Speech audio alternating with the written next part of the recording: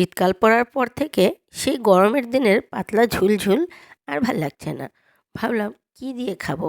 আজকে খাবারের রেসিপির মধ্যে চেঞ্জ করতেই হবে। তা না হলে কিছু আর মুখে রুচি উঠছে না।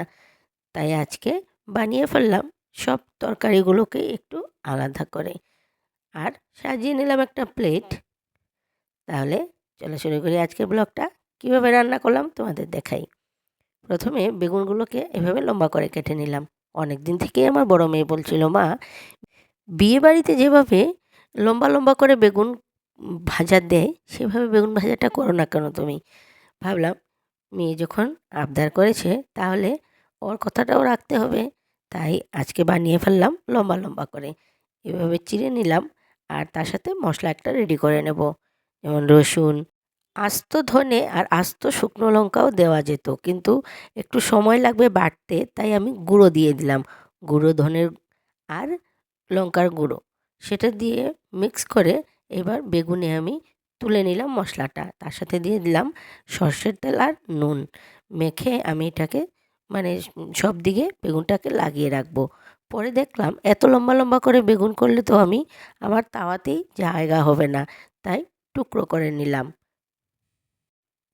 একটু উলটপালট করে বেগুনটাকে ঢাকা দিয়ে ভাজবো। তাহলে ভেতরটা পুরোটাই সেদ্ধ হয়ে যাবে। আর বেগুন ভাজা খেতে আমাদের যেভাবে তেলের প্রয়োজন হয় সেই পরিমাণ তেলটা লাগে না। দেখতে পাচ্ছ কত সুন্দর হয়েছে, একদম দেখতে লোভনীয় মনে হচ্ছে। তাই আজকে বেগুন ভাজাটা একটু আলাদা করে করলাম। তারপর আসলো রুই মাছের পালা। রুই মাছটাকেও আজকে ভাবলাম একটু আলাদা করেই রান্না করি। সেই পাতলা ঝোল আর ভাল লাগছে না, মুখে রুচিই উঠছে না। তেমনটা কার হচ্ছে? তোমাদেরও কি সেম হচ্ছে, না শুধু আমারই হচ্ছে? যদি তোমাদেরও হয়ে থাকে আমাকে একটু কমেন্ট করে জানিও। এইদিকে মাছটা সাঁতলে আলুটা সাঁতলে দিয়ে দিলাম। আর এদিকে আমি পেঁয়াজ আর কাঁচা লঙ্কাটা বেটে নিচ্ছি। এদিকে মশলাগুলো একটু মানে রা তৈরি করতে অসুবিধে হয় না, ওই রান্নার ফাঁকে মশলা করে নেওয়া যায়। তারপর আরেকটু তেল দিয়ে তাতে সাদা জিরে ফোড়ন দিয়ে পেঁয়াজটাকে আর কাঁচা লঙ্কাটাকে ভেজে নিলাম। তারপর সেই মাছ আর আলুগুলো সবগুলো একসাথে দিয়ে দিলাম। আর এবার আমার মশলাটা রেডি করে নিলাম। ধনে গুঁড়ো, জিরে গুঁড়ো, শুকনো লঙ্কার গুঁড়ো আর হলুদ গুঁড়ো মিক্স করে আমি তরকারিতে দিয়ে দিলাম। মশলার সাথে মাছটা ভাজা হয়ে যাওয়ার পর দিয়ে দিলাম ঝোল। এবার ঝোল ফুটে আসলেই ধনেপাতা দিয়ে এবার এটাকে নামিয়ে নেব। দেখতে পাচ্ছ, দেখতেই মনে হচ্ছে না লোভনীয়? খুবই স্বাদ হয়েছিল। আর এদিকে বাঁশপাতা মাছটা রান্না করে নেব। সেটাতে হলুদ গুঁড়ো, জিরে গুঁড়ো, শুকনো লঙ্কার গুঁড়ো, কাঁচা সর্ষের তেল মেখে আমি একসাথে কালো জিরে ফোড়ন দিয়ে কড়াইতে দিয়ে দেব। আমাকে একজন দিদি কমেন্ট করেছেন, বনু, মাছটা কি তুমি কাঁচা খেলে? হ্যাঁ, মাছটা আমরা এভাবে, নরম মাছগুলোকে এভাবেই রান্না করি। ছোটো মাছগুলোকে প্রায় সময় আমরা এভাবেই রান্না করে থাকি। খেয়ে দেখো কখনো, খুবই ভালো হয়। এটাতে মাছ না ভাজা করার মতন কোনো অসুবিধে নেই।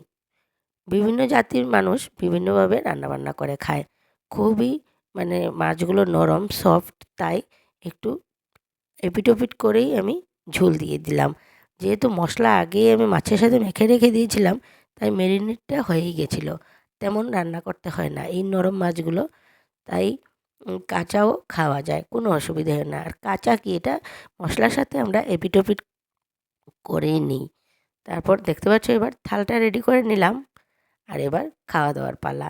বেগুনটা দুর্দান্ত হয়েছিল। এই বেগুন ভাজা খেয়ে তো আমি ভাবলাম যে বেগুন ভাজাটা আমরা খাই সেটা তো আর ভালোই লাগবে না।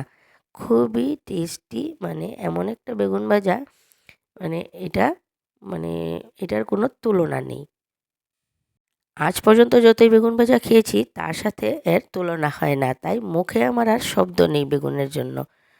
একদম 10 on 10। তারপর বাঁশপাতা মাছটা খাচ্ছি এবার। এটাও খুবই ভালো হয়েছিল।